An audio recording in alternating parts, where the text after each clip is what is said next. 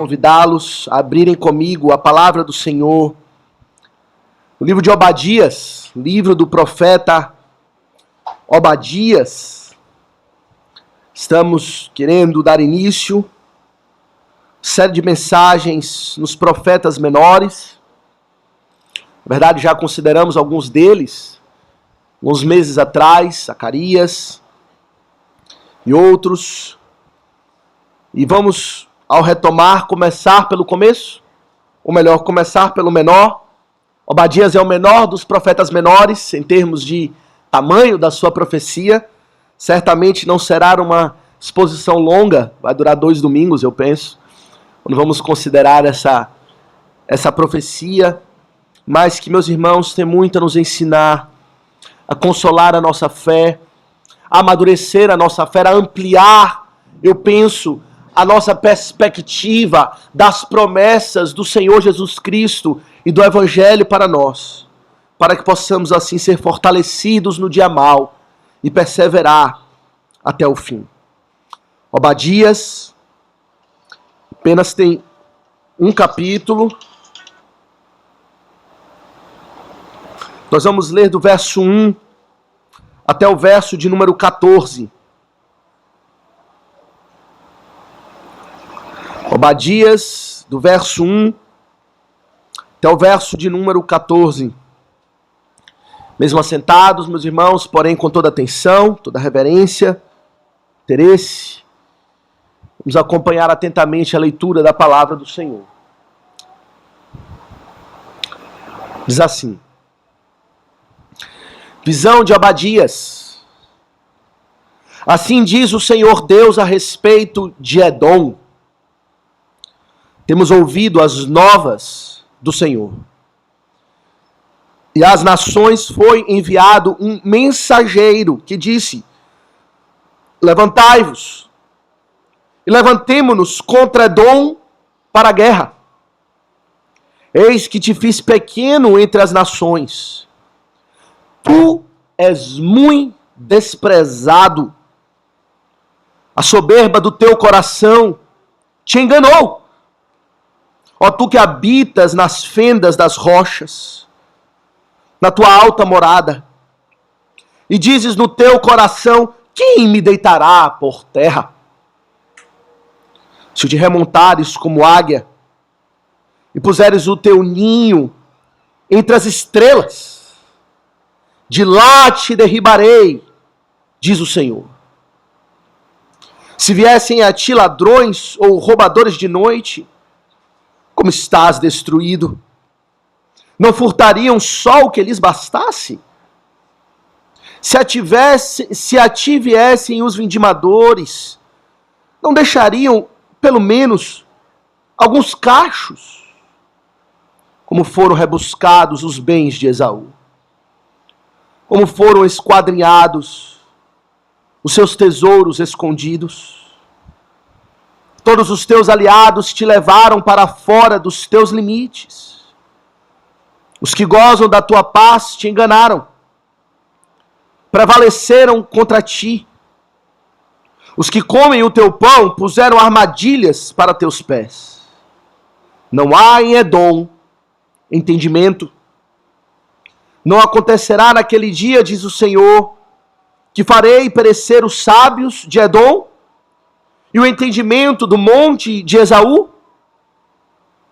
Os teus valentes, ó Temã, estarão atemorizados, para que do monte de Esaú seja cada um exterminado pela matança, por causa da violência feita a teu irmão Jacó. Cobrir-te-á a vergonha, e serás exterminado para sempre. No dia em que, estando tu presente, estranhos lhe levaram os bens, e estrangeiros lhe entraram pelas portas e deitaram sorte sobre Jerusalém, tu mesmo era um deles.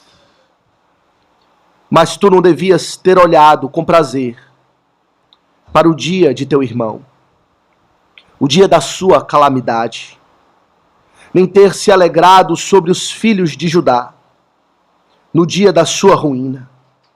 nem ter falado de boca cheia no dia da angústia. Não devias ter entrado pela porta do meu povo no dia da sua calamidade. Tu não devias ter olhado com prazer para o seu mal no dia da sua calamidade, nem ter lançado mão dos seus bens no dia da sua calamidade. Não devias ter parado nas encruzilhadas para exterminares os que escapassem, nem ter entregado os que lhe restassem no dia da angústia. Amém. Que o Senhor abençoe ricamente a leitura da sua santa palavra. Meus irmãos, vamos mais uma vez curvar a nossa fronte, invocar o santo nome de Deus, suplicando o seu auxílio sobre a exposição da palavra. Vamos orar. Santo Deus e Pai, estamos diante da tua palavra, Deus, profetizada há séculos atrás. Meu Deus, como ela é viva hoje. Sabemos que o seu cumprimento final ainda está por vir. O seu cumprimento final, quando o Senhor Jesus Cristo há de voltar e esmagar plenamente todos os seus inimigos. Mas, ó Deus, suplicamos que o Senhor nos dê atenção, nos dê maturidade para compreender as tuas coisas, para compreender e almejar a salvação que o Senhor tem reservado para nós. Abençoa-nos, ó Deus, na exposição dessa pequena profecia, pequena em tamanho, porém grande em poder e contundência, pois é a tua voz, a voz do Senhor. Fica conosco, ó Deus. Eu sou o teu servo que fala contigo. Capacita-me, além das minhas limitações e capacidades humanas, para que o Senhor venha abençoar o teu próprio povo, a tua igreja que o Senhor comprou com teu sangue, prometeu aperfeiçoar em santidade. Assim oramos e suplicamos o teu favor, em o nome de Jesus. Amém. Meus irmãos, quando pensamos nas promessas do Evangelho, pensamos nos benefícios que fluem das boas novas do Senhor Jesus Cristo. Em geral, focamos e consideramos alguns benefícios centrais para nós, como o perdão de pecados, a alegria no Espírito Santo, a herança celestial que está reservada para nós, a certeza de que estaremos nos céus com o Senhor Jesus Cristo para todo sempre, a adoção, a justificação, a santificação, a ressurreição, a glorificação. Benefícios maravilhosos, positivos para nós, que enchem o nosso coração de esperança no Senhor. Porém, por vezes eu penso isso como fruto do evangelicalismo moderno, que tem barateado o Evangelho, que tem resumido o Evangelho a benefícios individuais. Nós temos perdido de vista que um dos benefícios do Evangelho, uma das promessas, uma das novas, como diz Obadias, que o Senhor traz a nós, como esperança que Ele há de fazer conosco, é de que o Senhor há de vencer e derrotar e fulminar todos os nossos inimigos. Para nós soa estranho, não é? Para nós, por vezes, soa estranho pensar de que o Senhor há de esmagar, há de vencer, conquistar aos nossos inimigos, os inimigos da fé. Afinal de contas, o Senhor nos diz que devemos amar os nossos inimigos. Sim, Ele diz isso. Mas Ele promete e avisa e anuncia com clareza que Ele há de derrotar e vencer aqueles que de forma obstinada, rebelde, contumaz, a despeito de toda a oportunidade de salvação, a respeito de toda a bondade que lhe é estendida, rejeitam a Deus, esses hão de ser derrotados pelo Senhor, hão de ser esmagados pela sua força e pelo seu poder. E nós, como seu povo, obteremos a vitória final. É mais ou menos, meus irmãos, sobre isso que diz a profecia de Obadias. Quando ele anuncia naquele tempo, no tempo onde o povo de Deus estava passando por profunda calamidade, como lemos no final do relato, passando por profunda angústia, por profunda miséria, tempos de aflição, o Senhor anuncia para o seu povo consolo, de que ele haveria de derrotar os inimigos que trouxeram eles àquela condição. E no final da profecia, como veremos na próxima ocasião, ele haveria de exaltar o seu povo, restaurá-lo à condição de prosperidade, prosperidade espiritual, prosperidade de graça, exaltá-los em glória, dando a eles a honra que é do povo de Deus, honra essa que é recebida pela graça. Meus irmãos, antes então de considerarmos atentamente o que diz o profeta Obadias, precisamos considerar alguns aspectos ligados ao contexto desse livro. Precisamos compreender quem escreve, precisamos compreender quando escreve e precisamos compreender sobre quem ele escreve ou ele profetiza. Meus irmãos, quem está aqui profetizando é o profeta Obadias, e a verdade é que pouco sabemos a respeito dele. Era um nome comum em Israel, pelo menos na palavra de Deus há o registro de 12 Obadias, que aparecem nos registros históricos sagrados na palavra do Senhor, e nada sabemos a respeito desse Obadias específico aqui que está registrado nesse livro. Alguns confundem esse profeta Obadias com aquele Obadias da história de Acabe e Jezabel, que pela sua piedade ele deu abrigo a 100 profetas do Senhor, alimentando-os com pão, sustentando-os durante um tempo de perseguição ao povo de Deus.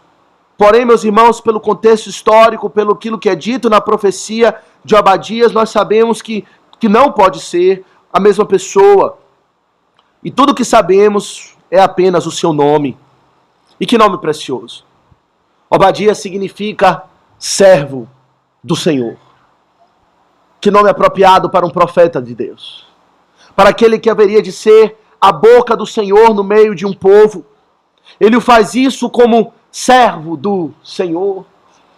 O apóstolo Pedro, na passagem que ainda vamos considerar na semana que vem, ele diz que aqueles que servem devem servir na força de Deus.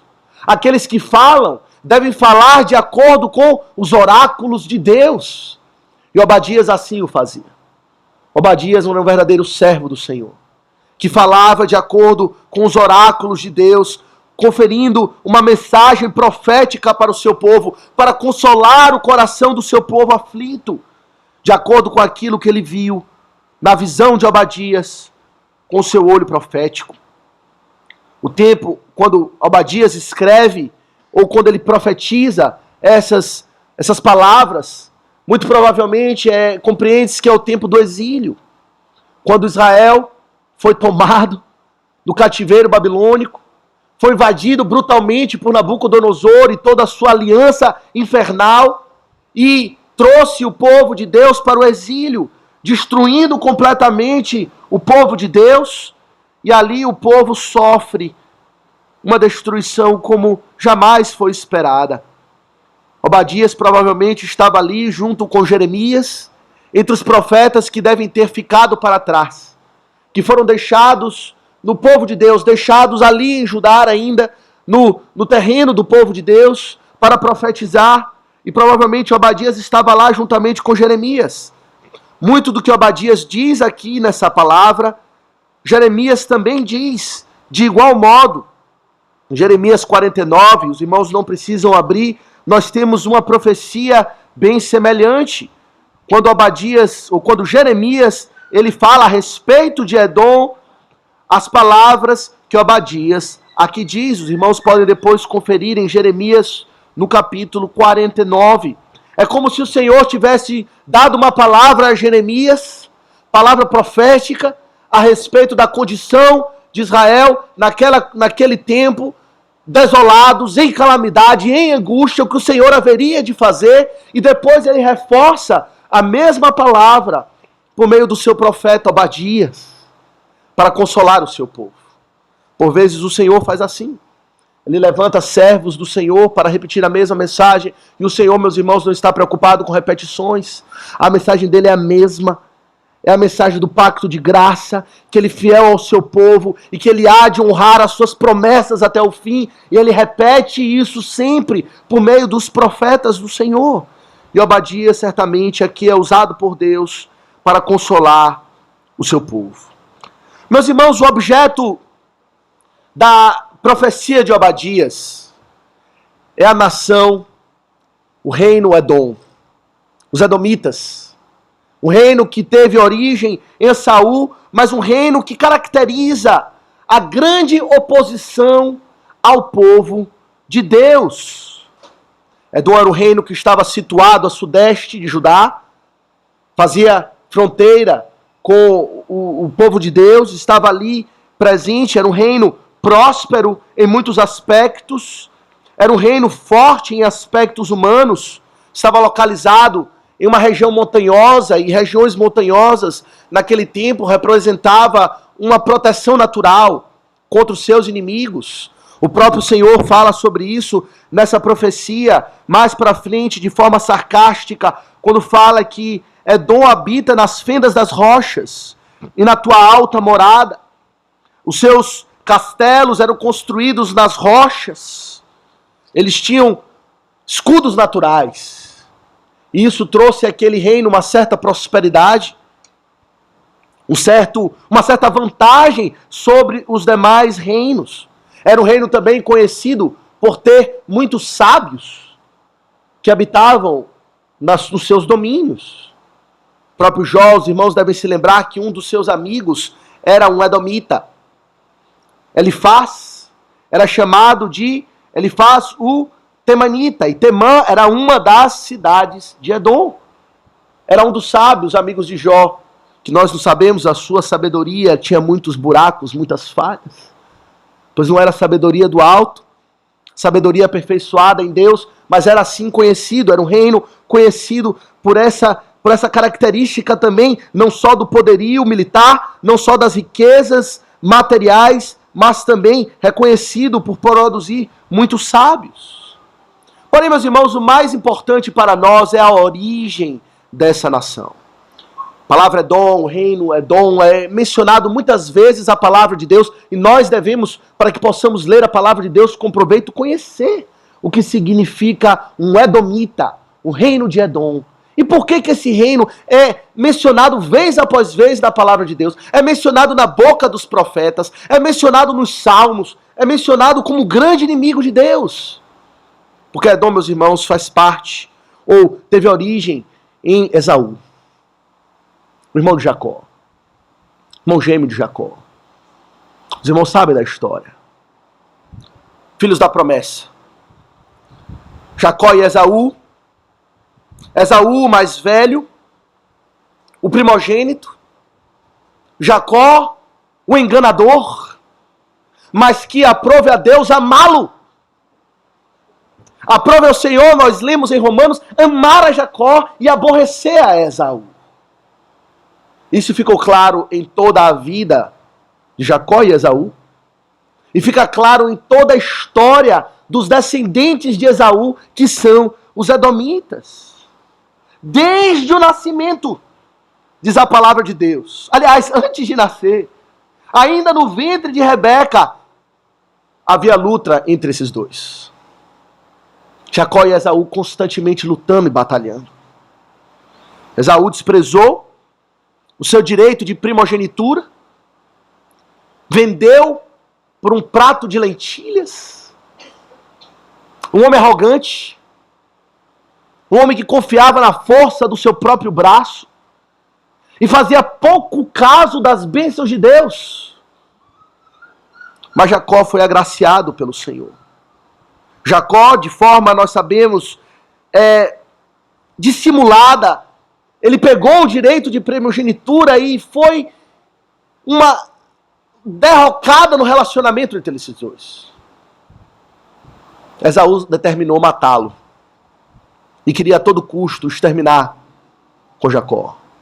Ele precisou fugir para Padã Arã, para que ele não tivesse, para que tivesse tempo de alívio, para que Deus de repente aplacasse a ira no coração do seu irmão. E o que vemos, meus irmãos, é um conflito constante entre aquele que Deus amou e aquele que Deus aborreceu. A história inteira de Esaú e Jacó, entre os edomitas e os israelitas, é uma história marcada por constante conflito. Embora a bênção foi dada a Jacó, o Senhor disse que Esaú deveria servir a seu irmão. Os irmãos devem se lembrar da bênção que foi dada.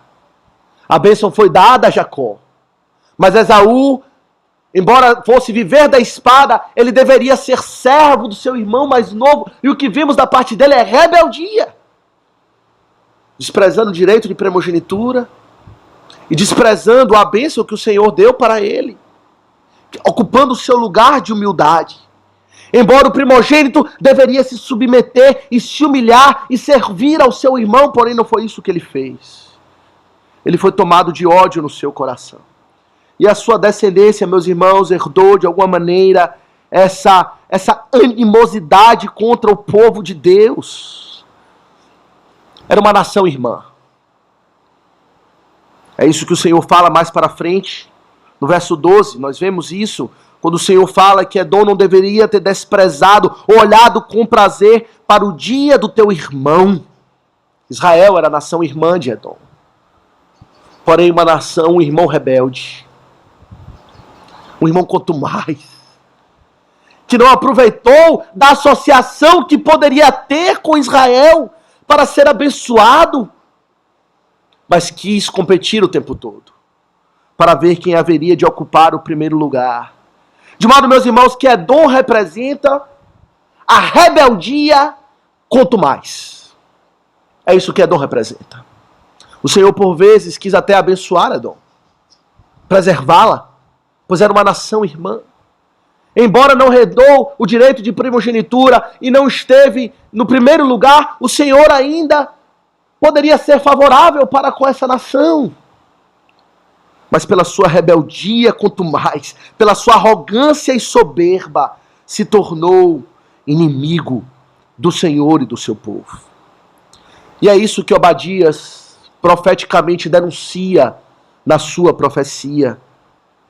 A profecia, então, voltando, começa anunciando isso. Acompanhe comigo no verso 1. Ele diz, visão de Obadias, assim diz o Senhor Deus a respeito de Edom. Assim diz o Senhor Deus a respeito de Edom, temos ouvido as novas do Senhor. Meus irmãos, o Senhor comunicou as suas novas, as suas boas novas, o seu evangelho para o seu povo com respeito a Edom, que diz respeito ao julgamento que ele haveria de trazer a essa nação, e isso nós ouvimos por meio da boca de Obadias, mais uma mensagem do Senhor Deus. Essa era a credencial do profeta. O profeta, quando lhe falava, ele não falava suas próprias palavras, os seus achismos, as suas opiniões, ele abria a boca e falava, assim diz o Senhor Deus. Isso autenticava a sua mensagem. O Senhor aqui, por meio de Obadias, ele se identifica de duas maneiras. Ele se apresenta como o Adonai, o Senhor, que representa aquele que tem domínio sobre todas as coisas. O soberano sobre toda a criação. Naquele tempo, o que era-se comum era crer em deuses de nações específicas, deuses localizados. Deuses da nação de Israel, deuses dos edomitas, deuses dos egípcios, mas o Senhor se apresenta como o Adonai, o Deus supremo, o Deus de Israel, o Deus de Edom e aquele que tem prerrogativa para julgar todas as coisas. Mas para medo e pavor de Edom, ele se apresenta também como Yahweh, o Senhor, aqui em letras maiúsculas. Não apenas o Adonai, mas o Senhor, Deus da aliança. É isso que significa o nome pactual de Deus. Toda vez que vemos isso aqui, certamente os irmãos já ouviram várias vezes a palavra Senhor em letras maiúsculas na palavra de Deus, sobretudo no Antigo Testamento. Isso diz respeito ao nome de Deus que ele revelou a Abraão. Quando Abraão perguntou, dizes quem eu sou, aliás, Moisés? Dizes que me enviou? O eu sou lhe enviou. O Deus de Israel, o Deus da aliança, o Deus que lembra da aflição do seu povo e não se esquece do seu povo, mas guarda a sua aliança e a sua promessa para com Abraão, para com Isaac e para com Jacó. Ele é o Senhor de toda a terra, mas Ele é o Deus do seu povo. Isso para nós, meus irmãos, já é uma fonte de consolo. Quando consideramos os nossos inimigos, devemos lembrar que o Senhor tem prerrogativa sobre a vida deles. Que eles, por mais que esperneiem, por mais que expressem rebeldia, quanto mais incredulidade, e não se submetam à vontade do Senhor, eles não podem fugir ao seu senhorio, pois Ele é o grande Adonai. Por outro lado, Ele é Yahweh, o Deus da aliança, o Deus que tem o seu povo como sua possessão peculiar, como Ele revelou a Israel: toda a terra é minha, mas o meu povo é a minha possessão peculiar, o meu tesouro escolhido, a menina dos meus olhos, aquela sobre quem eu pus todo o meu cuidado, todo o meu favor e toda a minha graça. E o Senhor revela então as novas do Senhor. A mensagem que o Senhor revela a Obadias é que ele estava levantando uma espécie de mensageiro embaixador, que haveria de organizar uma aliança de nações contra Edom. Veja o que ele diz no verso 1. Temos ouvido as novas do Senhor, e às nações foi enviado um mensageiro, que disse: levantai-vos e levantemo-nos contra Edom para a guerra. A ideia aqui, meus irmãos, é que o Senhor está falando que Ele governa sobre toda a história. E que Edom, por um momento, está ocupando a sua posição superior sobre Israel, rindo, blasfemando, zombando da sua calamidade, mas que, na verdade, o Senhor estava articulando uma aliança de nações por meio de um mensageiro, para que juntos formassem uma aliança contra Edom para a guerra. Meus irmãos, o Senhor é chamado verdadeiramente de o Senhor dos exércitos, não é? Ele é aquele que governa sobre os exércitos celestiais. Anjos obedecem à sua palavra, mas os exércitos dessa terra também se submetem a ele. E ele levanta nações, organiza, ele conduz, ele dirige o coração do rei como lhe apraz, para que ele possa cumprir os seus propósitos. Salmo 91, verso 1 diz: reina o Senhor, tremam os povos. Isso é uma boa nova para nós. Uma boa nova no Evangelho. Sobretudo, como vemos no nosso contexto, o Evangelho ser cada vez mais ameaçado, vilipendiado, com mais agressividade. E nos sentimos cada vez mais acuados, simplesmente por crer na mensagem de paz do Senhor Jesus Cristo. O Senhor diz, Ele reina, tremam os povos, e essa mensagem para Edom. O Senhor, meus irmãos, prossegue por meio de Obadias, em primeiro lugar, anunciando e falando da soberba daquela nação. No verso 2 ao verso 4, ele diz o seguinte: eis que te fiz pequeno, falando de Edom, entre as nações. Tu és muito desprezado aos olhos de Deus. A soberba do teu coração te enganou, ó tu que habitas nas fendas das rochas, na tua alta morada, e dizes no teu coração que me deitará por terra. Se me remontares como a águia, se te remontares como a águia, e puseres o teu ninho entre as estrelas, de lá te derribarei, diz o Senhor. Meus irmãos, uma das características principais de Edom, sendo próxima de Israel, devendo ser uma nação que deveria se humilhar, a sua condição de serva de Israel, era característica da soberba. E que grande pecado aos olhos do Senhor é a soberba. É o pecado da idolatria que diz, Deus não reina, nós reinamos. E essa era a característica de Edom. Era uma grande nação, como falamos, se confiava na sua habitação, nas fendas das rochas.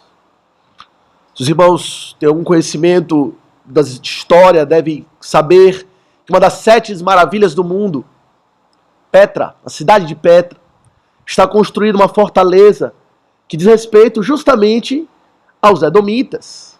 Muito provavelmente essa fortaleza foi construída um pouco depois do período quando Obadias profetizava, mas procurem depois ver, é realmente impressionante. Toda uma fortaleza construída dentro de uma montanha, impenetrável, humanamente falando. Onde poderia cercar, onde os inimigos poderiam encontrar uma brecha para adentrar naquela fortaleza. Eles estavam protegidos pelos elementos, os elementos do próprio Deus. E hoje é um ponto turístico. E eles se confiavam nisso. Eles habitavam nas fendas das rochas, na alta morada, e dizia no coração, quem me deitará por terra? Mas o Senhor, meus irmãos, Ele sabe que por mais alto que o homem esteja, ele nunca pode estar ocupando uma posição mais elevada do que a do próprio Deus.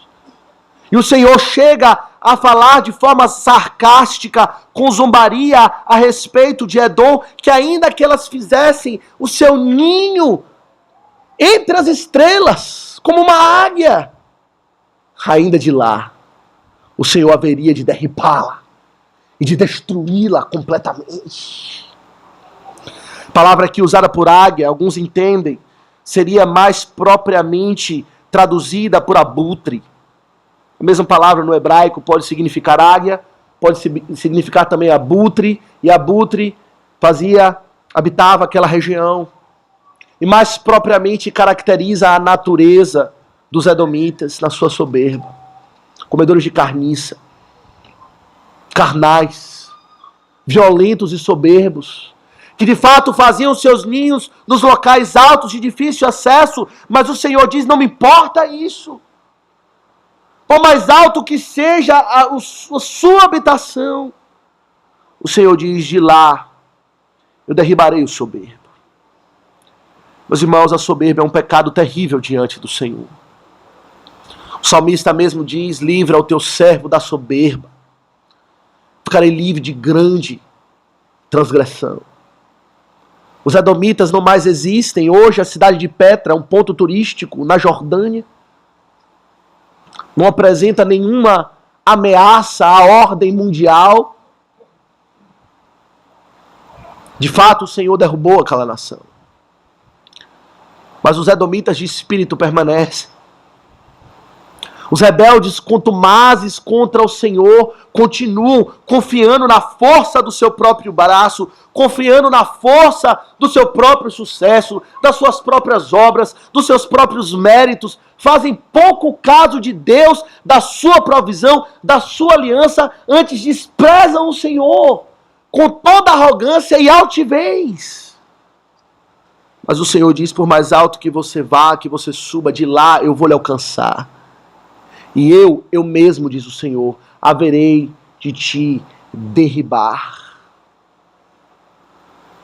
Salomão, em Provérbios 16, no verso 18, ele diz, o verso que todos conhecemos, a soberba precede a ruína. E a altivez de espírito precede a queda. E Edom conheceu isso, meus irmãos, na pele, e muitos de nós conhecerão também. O Senhor diz por meio do seu apóstolo Tiago, que aqueles que constituem-se amigo do mundo, constituem-se inimigos de Deus. E que Deus, ele diz, o apóstolo Tiago, no capítulo 4 da sua carta, no verso 6, Deus resiste os soberbos, mas dá graça aos humildes. Quantos resistem à provisão de Deus? Não se entregam totalmente ao Senhor. Não se humilham perante Deus como aquele que não merece nada. Edom deveria reconhecer: eu na minha tolice vendi o meu direito de primogenitura, eu me arrependo no pó e na cinza. Senhor, dá-me um lugar na tua casa, ainda que como servo.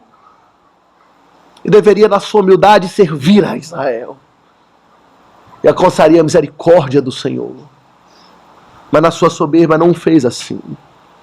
E quantos continuam dessa maneira? E o Senhor fala: eu vou destruir. Mais do que isso, o Senhor também fala que haveria de simplesmente arrancar todos os recursos de Edom e as riquezas de Edom, isso que vemos dos versos 5 a 6. Acompanhe. O Senhor diz o seguinte: se viessem a ti ladrões ou roubadores de noite, como estás destruído? Não te furtariam só o que lhes bastasse? Se a ti viessem os vindimadores, não deixariam pelo menos alguns cachos? Como foram rebuscados os bens de Esaú, como foram esquadrinhados os seus tesouros escondidos. Meus irmãos, o Senhor continua a falar a respeito de Edom como sendo alguém que era rico. E de fato, os irmãos se lembram da história de Jacó e Esaú, quando Jacó volta de Padã-Arã para se encontrar novamente com Esaú, e ele traz presentes para aplacar a ira do seu irmão. O seu irmão diz: não precisa, eu tenho muitos bens, estou abastado, não preciso desse presente. E de fato, não só Esaú, como toda a nação, os edomitas, até certo ponto, eram possuidores de muitos bens. Mas o Senhor diz: nada ficará, tudo será arrancado. E o Senhor usa de uma ilustração muito contundente para falar isso. Ele fala: ladrões, quando vêm e roubam, em geral eles não levam tudo. Eles levam apenas o que lhes basta. Eles não têm condições de carregar tudo nas costas. São limitados no seu poder de roubar. Vindimadores, ele fala, quando vêm para fazer a colheita, eles não levam todos os cachos. Alguns ainda ficam na plantação. Mas eu, Senhor, quando atuar, haverei de rebuscar a Edom. O que ficará, nada ficará. O Senhor chega a exclamar: como estás destruído? Meus irmãos, isso aponta para nós com respeito à ira de Deus. Quando falamos do amor de Deus, meus irmãos, sabemos que o amor de Deus ele é superlativo. Ninguém ama como Deus. Ninguém sacrifica como Deus. Deus amou antes da fundação do mundo, e Ele amou a tal ponto de enviar o seu próprio Filho por pecadores. Mas quando se fala da ira de Deus também, nós sabemos que ninguém se ira como Deus. Que ninguém tem o poder de destruição como do próprio Deus contra aqueles que são rebeldes contra a sua vontade. Ladrões, roubadores não podem roubar como Deus, exterminar e acabar com tudo que o homem tem, como Deus pode. Isso nos deve causar preocupação. Vivemos num mundo materialista, onde os homens confiam, se vangloriam e sentem muito prazer e confiança nos seus bens. Isso causa muita soberba ao homem moderno. Porém o Senhor diz: tudo lhe será tirado. Aqueles que não têm possessões celestiais, duradouras, eternas, diz o Senhor Jesus Cristo. Possessões essa que a traça não come, a ferrugem não corrói, perderá tudo o que tem, e é o próprio Deus que haverá de arrancar. Será que isso não causa preocupação aos inimigos do Senhor? Não causou preocupação, Edom? Meus irmãos, até aqui, talvez o povo de Israel deveria estar pensando: como pode isso acontecer? Parece algo inacreditável. Pois o contexto é de que Israel estava na calamidade. Israel é que estava passando na angústia. Israel é que tinha sido completamente despojada de todos os seus bens, invadida, levada para o exílio, destruída. E o Senhor diz que Ele faria tudo isso. E alguém poderia se perguntar: como o Senhor vai fazer isso? E o Senhor responde, pelo menos de 3 maneiras, como ele há de modo muito prático de fazer isso e de destruir o inimigo dele, que naquele momento estava ocupando um local de proeminência, uma posição de poder. O Senhor diz, em primeiro lugar, que era pela traição que o Senhor haveria de destruir Edom.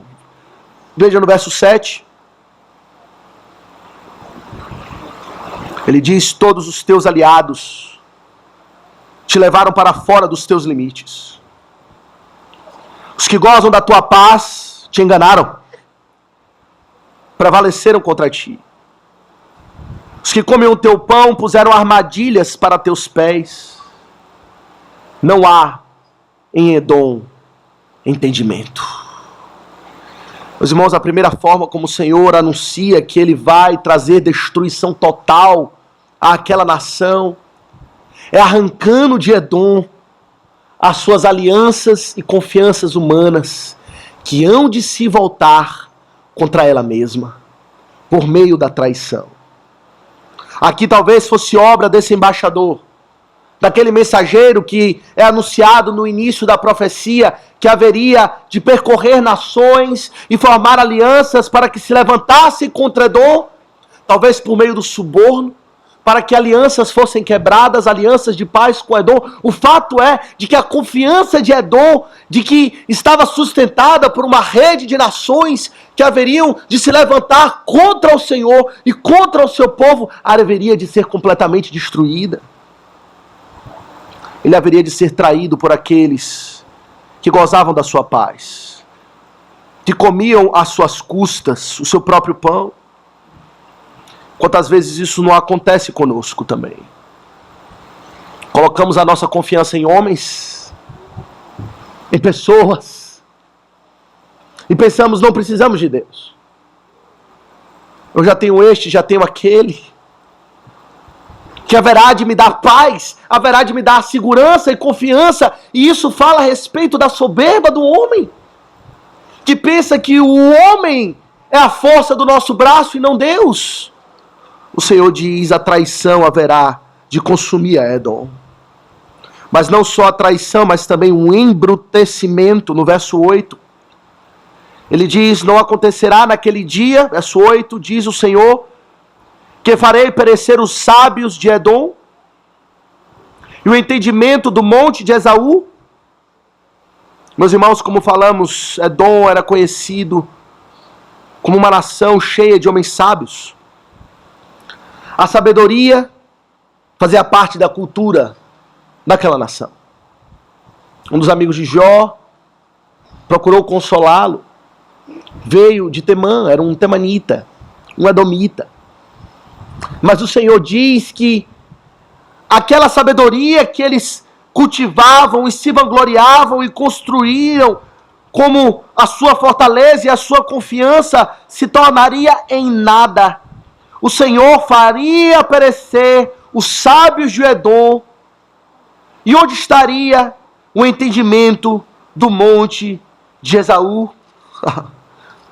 Não é assim, meus irmãos, que vemos também. O homem moderno tem grande arrogância, baseado na sua sabedoria e no conhecimento.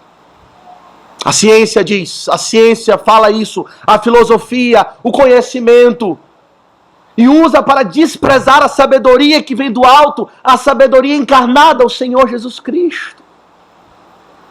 E o que vemos, certamente aconteceu isso com Edom, e vemos no nosso dia também, é que a sabedoria do homem tem levado o homem a cometer loucuras cada vez maiores, onde tem levado a sabedoria humana ao embrutecimento, à loucura, a todo tipo de proposta completamente ensandecida, que vai trazer destruição ao próprio homem. Quando vemos todo tipo de proposta de redefinição de família, redefinição de gênero, redefinição de sexualidade, e dizem eles, tudo isso baseado na sabedoria, na ciência e no conhecimento, não é isso o embrutecimento do homem? O Senhor tornando a sabedoria do homem em loucura, em tolice.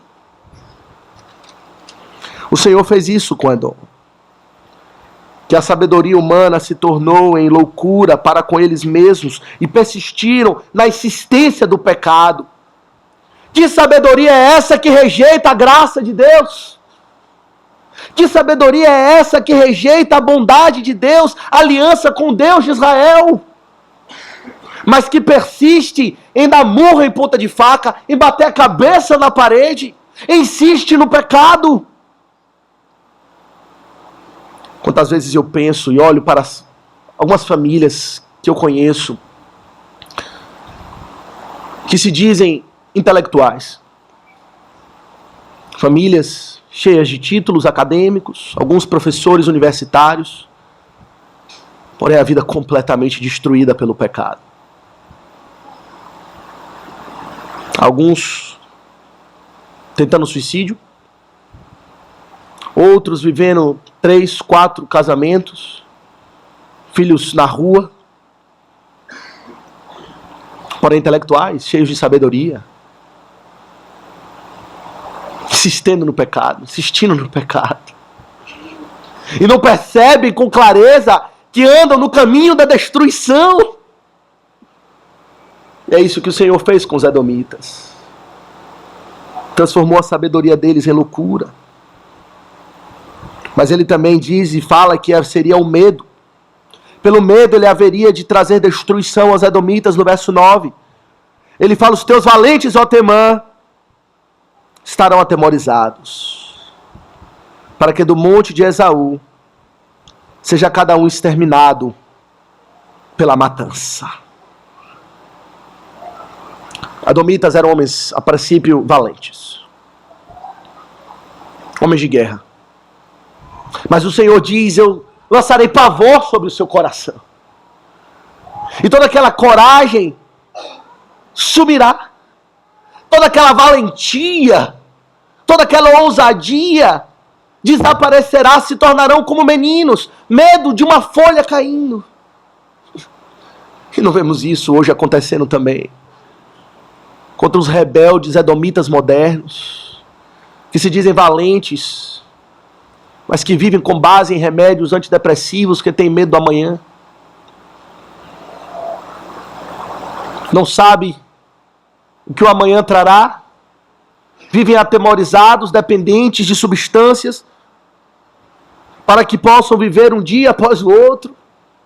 Mas continuam se apresentando como valentes e fortes. Não, eu não preciso de Deus, eu não preciso de Cristo, eu preciso do meu remédio para me sustentar, para que eu não venha a enlouquecer de pavor e de medo nessa vida. Meus irmãos, o Senhor tem destruído o homem por dentro pelo seu próprio pecado. A loucura do homem, o Senhor dá vazão e ele se autodestrói. Pela valentia do homem, o Senhor deixa, vá valente, e bate a cabeça na parede. Ele se autodestrói. Não é preciso que o Senhor faça muito para que ele derribe aqueles que fizeram os seus ninhos nas estrelas. O Senhor tem demonstrado que a ele pertence o poder.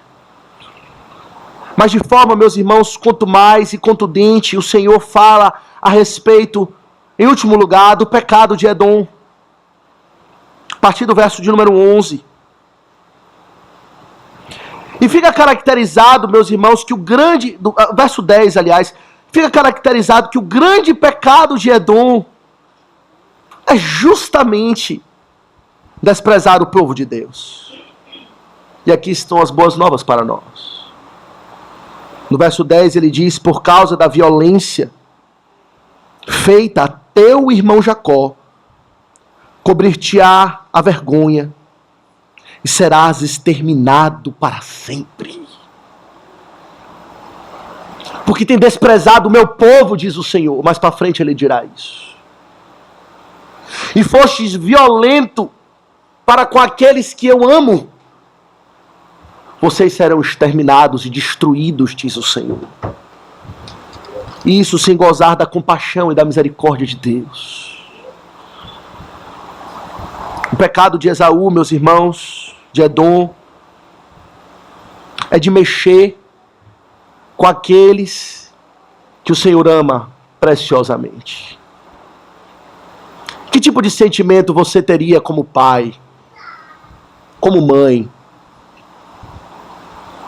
se um homem mau, com grande violência, maldade, abusasse do seu filho? Ou risse da sua calamidade? Ou colocasse o pé para tropeçar? Ou montasse emboscada com os amados que vieram das suas entranhas? Como você se sentiria contra estrupadores, violentos, assassinos, raptores de homens, que violentassem a sua própria família? O Senhor diz: eu sentiria e sinto profunda indignação contra com aqueles que mexem no meu povo. Sobretudo para com aqueles que eu estendi a bondade. Para com teu irmão, diz o Senhor. E foi esse o pecado de Esaú. No verso 12 o Senhor diz, e ele lista detalhadamente todo o pecado deles. E diz o que eles não deveriam ter feito. Ele diz no verso 12, tu não deverias, ou não devias ter olhado com prazer para o dia do teu irmão, o dia da sua calamidade. Nem ter se alegrado sobre os filhos de Judá no dia da sua ruína. Nem ter falado de boca cheia no dia da angústia. Não devias ter entrado pela porta do meu povo no dia da sua calamidade. Tu não devias ter olhado com prazer para o seu mal no dia da sua calamidade, nem ter lançado mãos nos seus bens no dia da calamidade. Não devias ter parado nas encruzilhadas para exterminares o que escapassem, nem ter entregado os que lhe restassem no dia da angústia. Meus irmãos, Edom teve grande prazer na ruína do povo de Deus. E o que foi que o povo de Deus fez contra Edom? Absolutamente nada.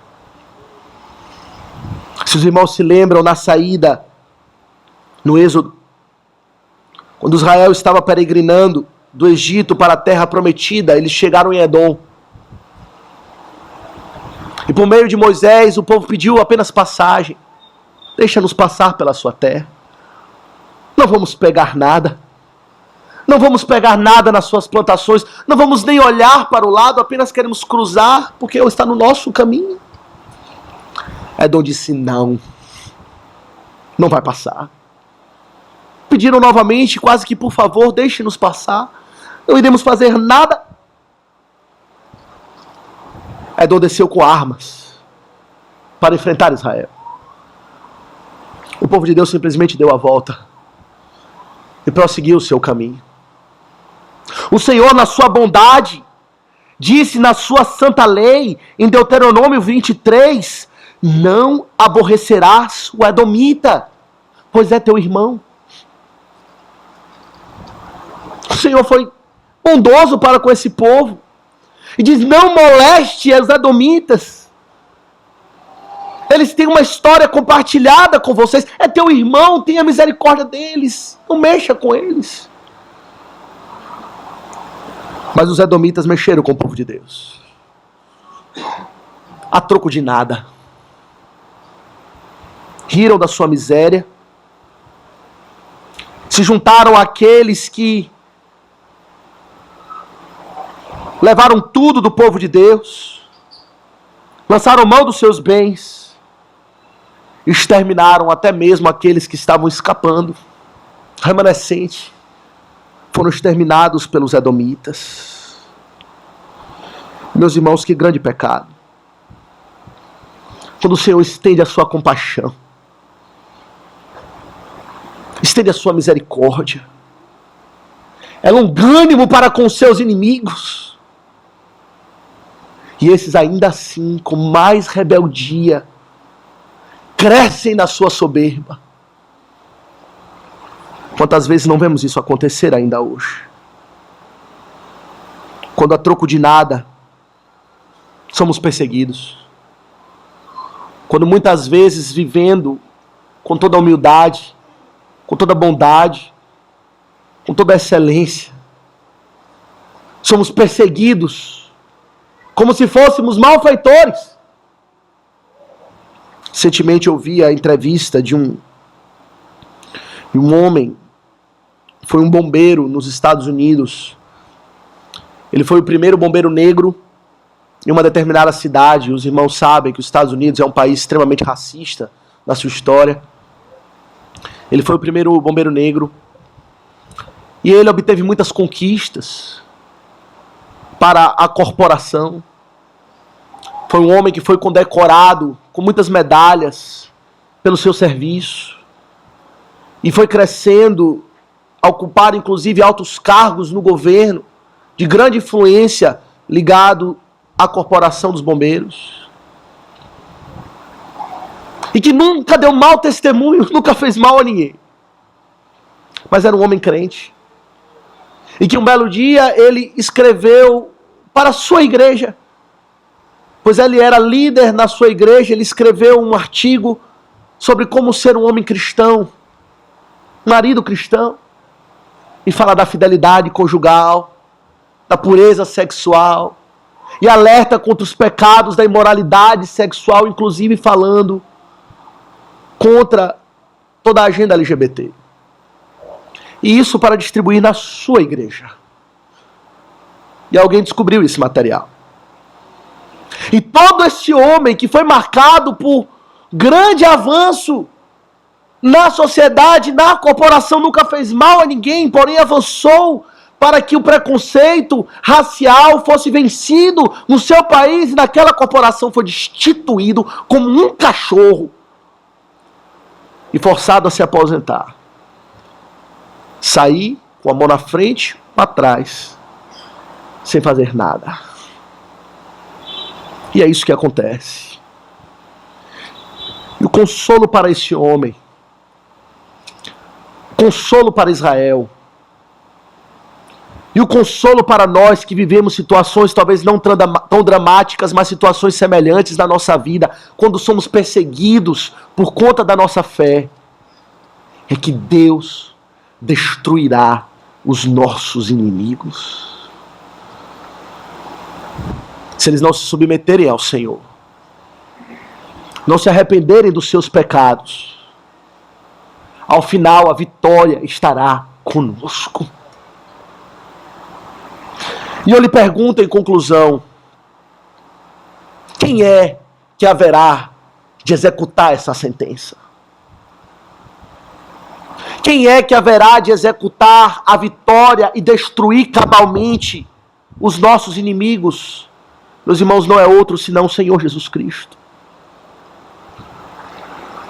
Quando Ele voltar outra vez, Ele não voltará com mansidão.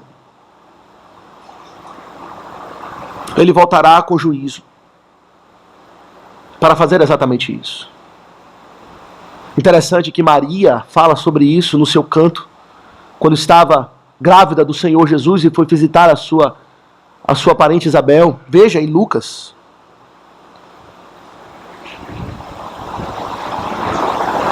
Lucas no capítulo 1. A partir do verso 46, Maria, mãe do Salvador, ela louva a Deus justamente por isso. Quando ela diz no verso 46, a minha alma engrandece ao Senhor, meu espírito se alegrou em Deus, o meu Salvador, porque contemplou na humildade a sua serva. Pois desde agora todas as gerações me considerarão bem-aventurada, porque o poderoso me fez grandes coisas. Santo é o seu nome. A sua misericórdia vai de geração em geração sobre os que o temem. E aí ela acrescenta, pois ele agiu com o seu braço valorosamente. Dispersou os que no coração alimentavam pensamentos soberbos. E derribou do seu trono os poderosos e exaltou os humildes. Encheu de bens os famintos e despediu vazios os ricos. amparou a Israel, seu servo, a fim de lembrar-se da sua misericórdia, a favor de Abraão e de sua descendência para sempre, como prometera aos nossos pais. Maria sabia que o Senhor Jesus estava vindo para cumprir as promessas que Obadias estava falando, de sua forma cabal. Sim, Obadias falou com respeito a Edom e com respeito a Israel em um contexto específico, mas de forma cabal, de forma completa, o Senhor haveria de destruir os seus inimigos na pessoa do Senhor Jesus Cristo. Isso faz parte da nossa esperança. Faz parte da nossa esperança de que o Senhor há de proclamar a sua vitória no último dia. E que estaremos do lado daqueles que são os vencedores, pois estamos do lado do poderoso de Israel, que dispersou o soberbo, destruiu o valente e despediu vazio os ricos da terra na sua soberba e na sua altivez. Essa é a esperança dos santos aperfeiçoados. Veja em Apocalipse. Apocalipse capítulo 6.